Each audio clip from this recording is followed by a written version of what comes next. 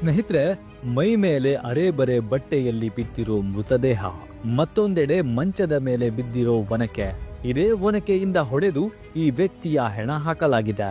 ಒನಕೆಯಿಂದ ಬಡಿದು ಜೀವ ತೆಗೆದಿದ್ದು ಬೇರಾರೂ ಅಲ್ಲ, ಇಲ್ಲಿ ಸತ್ತು ಬಿದ್ದಿದ್ದಾನಲ್ಲ ಆತನ ಪತ್ನಿ ಮಹಾದೇವಿ.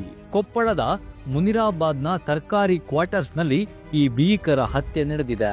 ತನ್ನ ಮನೆಯಲ್ಲೇ ದಾರುಣವಾಗಿ ಮೃತಪಟ್ಟವನ ಹೆಸರು ರಮೇಶ್, 51 ವರ್ಷ ವಯಸ್ಸು. ಕೆಪಿಸಿಎಲ್ ನಲ್ಲಿ ಆಪರೇಟರ್ ಆಗಿ ಕೆಲಸ ಮಾಡ್ತಿದ್ದ. ಸರ್ಕಾರಿ ಕೆಲಸ ಅಂದ್ಮೇಲೆ ಕೈ ತುಂಬಾ ಸಂಬಳವೂ ಬರ್ತಿತ್ತು. ಮಗ ದುಬೈನಲ್ಲಿ ಕೆಲಸ ಮಾಡ್ತಿದ್ರೆ, ಮಗಳು ಕಾಲೇಜ್ನಲ್ಲಿ ಓದ್ತಾ ಇದ್ಲು. ಹೇಳಿಕೊಳ್ಳುವ ಯಾವ ಸಮಸ್ಯೆಯೂ ಈತನ ಜೀವನದಲ್ಲಿ ಇರಲಿಲ್ಲ. ಆದ್ರೂ ಕೂಡ ಈ ರೀತಿ ಕೊಲೆಯಾಗೋಕೆ ಕಾರಣವಾಗಿದ್ದು ರಮೇಶ್ನ ವಿಕೃತ ಸ್ವಭಾವ. ಹಾಗಿದ್ರೆ ಏನಿದ್ದು ಒನಕೆ ಮರ್ಡರ್ನ ಸ್ಟೋರಿ? ಹೆಂಡತಿಯಿಂದಲೇ ಗಂಡ ಹೆಣವಾಗಿದ್ದು ಯಾಕೆ? ಆತನಿಗಿದ್ದ ಆ ವಿಕೃತ ಸ್ವಭಾವವಾದ್ರೂ ಏನು? ಈ ಎಲ್ಲದರ ಬಗ್ಗೆ ಈ ವಿಡಿಯೋದಲ್ಲಿ ಡೀಟೇಲ್ ಆಗಿ ತೋರಿಸ್ತೀವಿ. ವಿಡಿಯೋವನ್ನ ಎಲ್ಲೂ ಕೂಡ ಸ್ಕಿಪ್ ಮಾಡದೆ ಕಡೆತನಕ ನೋಡಿ. ಹಾಗೇನೆ ನೀವಿನ್ನೂ ನಮ್ಮ ಮೈಂಡ್ ಲೆಡ್ಜರ್ ಇನ್ಫೋ ಯೂಟ್ಯೂಬ್ ಚಾನಲ್ಗೆ ಸಬ್ಸ್ಕ್ರೈಬ್ ಆಗಿಲ್ಲ ಅಂದ್ರೆ ಈ ಕೂಡಲೇ ಸಬ್ಸ್ಕ್ರೈಬ್ ಆಗೋದನ್ನ ಯಾವುದೇ ಕಾರಣಕ್ಕೂ ಮರಿಬೇಡಿ. ಸ್ನೇಹಿತರೆ, ಇಲ್ಲಿ ಪತ್ನಿಯಿಂದಲೇ ಕೊಲೆಯಾಗಿ ಬಿದ್ದಿದ್ದಾನಲ್ಲ, ಈತನಿಗೊಂದು ವಿಕೃತ ಚಟವಿತ್ತು. ವಯಸ್ಸು 51, ವಯಸ್ಸಿಗೆ ಬಂದಿರೋ 2 ಮಕ್ಕಳಿದ್ದಾರೆ. ಹೇಗಿದ್ರು ಅಶ್ಲೀಲ ವಿಡಿಯೋಗಳನ್ನ ನೋಡೋ ಕೆಟ್ಟ ಚಟ ಇವನಿಗಿತ್ತು. ಅಷ್ಟೇ ಆಗಿದ್ರೆ ಪತ್ನಿಯಿಂದ ಈ ರೀತಿ ಬರ್ಬರವಾಗಿ ಕೊಲೆಯಾಗ್ತಾ ಇರ್ಲಿಲ್ಲದೇನೋ. ಆದ್ರೆ ಈತ ಅಶ್ಲೀಲ ವಿಡಿಯೋಗಳಲ್ಲಿನ ಭಂಗಿಯನ್ನ ಅನುಸರಿಸುವಂತೆ ತನ್ನ ಹೆಂಡತಿಯನ್ನ ನಿರಂತರವಾಗಿ ಪೀಡಿಸ್ತಾ ಇದ್ದ. ಆಕೆಯೂ ನೋಡುವಷ್ಟು ನೋಡಿ ಹಿಂಸೆ ತಡೆದುಕೊಳ್ಳುವಷ್ಟು ತಡೆದುಕೊಂಡು ಒನಕೆಯನ್ನ ಕೈಗೆತ್ತಿಕೊಂಡೇ ಬಿಟ್ರು.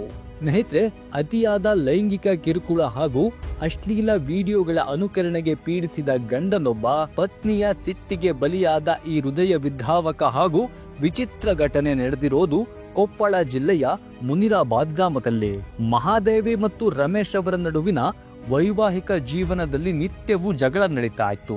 ಮುಖ್ಯವಾಗಿ 2 ವಿಚಾರಗಳು ಇವರ ಈ ಜಗಳಕ್ಕೆ ಕಾರಣವಾಗಿದ್ವು. ವಯಸ್ಸು 50 ದಾಟಿದ್ರೂ ಪತಿ ರಮೇಶ್ ನಿರಂತರವಾಗಿ ಪತ್ನಿ ಮಹಾದೇವಿಗೆ ಲೈಂಗಿಕ ಕಿರುಕುಳವನ್ನ ನೀಡ್ತಾ ಇದ್ದ ಎಂದು ತಿಳಿದು ಬಂದಿದೆ. ಆತ ತನ್ನ ಮೊಬೈಲ್ ನಲ್ಲಿ ಅಶ್ಲೀಲ ವಿಡಿಯೋಗಳನ್ನ ತೋರಿಸಿ ಅದರಲ್ಲಿ ಇರುವ ರೀತಿಯಲ್ಲಿಯೇ ಲೈಂಗಿಕ ಕ್ರಿಯೆಗೆ ಸಹಕರಿಸುವಂತೆ ಪೀಡಿಸ್ತಾ ಇದ್ದ.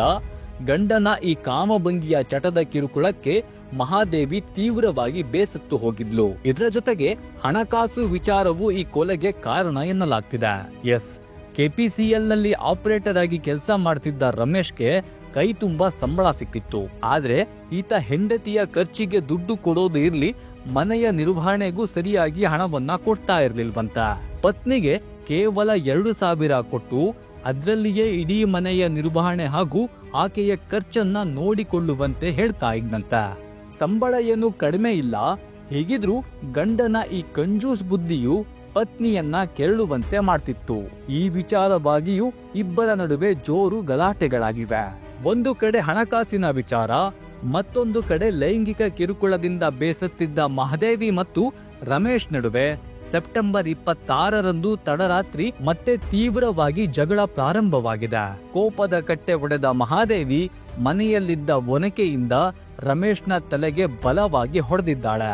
ಒನಕೆಯ ಪೆಟ್ಟು ಬಿದ್ದ ಕೂಡಲೇ ರಮೇಶ್ ಸ್ಥಳದಲ್ಲಿಯೇ ಪ್ರಾಣ ಬಿಟ್ಟಿದ್ದಾನೆ. ಪತಿಯ ಕೊಲೆಯ ನಂತರ ಸೀದಾ ಮುನಿರಾಬಾದ್ ಪೊಲೀಸ್ ಠಾಣೆಗೆ ತೆರಳಿದ ಮಹಾದೇವಿ ಗಂಡನ ಲೈಂಗಿಕ ಕಿರುಕುಳ ಮತ್ತು ಹಣಕಾಸಿನ ಪೀಡನೆಯನ್ನ ಪೊಲೀಸರ ಮುಂದೆ ಬಿಚ್ಚಿಟ್ಟಿದ್ದಾಳೆ ಎಂದು ವರದಿಯಾಗಿದೆ. ಇನ್ನು ಪೊಲೀಸರು ತಕ್ಷಣ ಮಹಾದೇವಿಯನ್ನ ವಶಕ್ಕೆ ಪಡೆದು ಪ್ರಕರಣವನ್ನ ದಾಖಲಿಸಿಕೊಂಡಿದ್ದಾರೆ. ಒಟ್ಟಲ್ಲಿ ಒಂದು ವಿಚಿತ್ರ ಪ್ರಕರಣಕ್ಕೆ ಕರುನಾಡು ಸಾಕ್ಷಿಯಾಗಿದೆ. ಅತಿಯಾದ ಕಾಮದಿಂದ ಗಂಡ ಕೊಲೆಯಾಗಿದ್ರೆ ಆತನನ್ನ ಕೊಂದಂತಹ ಪತ್ನಿ ಈಗ ಜೈಲು ಕಂಬಿಗಳನ್ನ ಎನಿಸುವಂತಾಗಿದೆ. ಸ್ನೇಹಿತರೆ, ಈ ಪ್ರಕರಣದ ಬಗ್ಗೆ ನಿಮ್ಮ ಅಭಿಪ್ರಾಯ, ಅನಿಸಿಕೆ ಏನು ಅನ್ನೋದನ್ನ ಕಮೆಂಟ್ ಮಾಡಿ ತಿಳಿಸಿ. ಈ ವಿಡಿಯೋ ಇಷ್ಟವಾಗಿದ್ರೆ ಲೈಕ್ ಮಾಡಿ, ಶೇರ್ ಮಾಡಿ. ಇಂತಹ ಇನ್ನಷ್ಟು ಇಂಟ್ರೆಸ್ಟಿಂಗ್ ಕಂಟೆಂಟ್ಗಳಿಗಾಗಿ ನಮ್ಮ ಮೈಂಡ್ ಲೆಡ್ಜರ್ ಇನ್ಫೋ ಯೂಟ್ಯೂಬ್ ಚಾನಲ್ಗೆ ಸಬ್ಸ್ಕ್ರೈಬ್ ಆಗೋದನ್ನ ಯಾವುದೇ ಕಾರಣಕ್ಕೂ ಮರಿಬೇಡಿ. ನಮಸ್ಕಾರ.